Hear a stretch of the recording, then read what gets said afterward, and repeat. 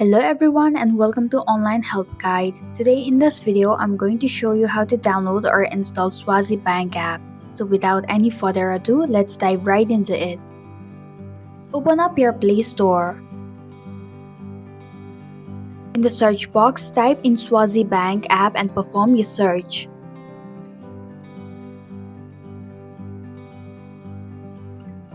Tap on the application. Then tap on the install button to begin the downloading process. It will take a while to download the app.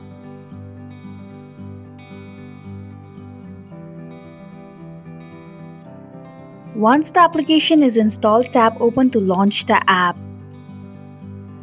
And that's it. Thank you for watching the online help guide. I hope this video was helpful. If it was, please hit the like button and comment if you have any questions or feedback. Also, if you are new to our channel, please subscribe and hit the bell icon so that you don't miss our upcoming videos.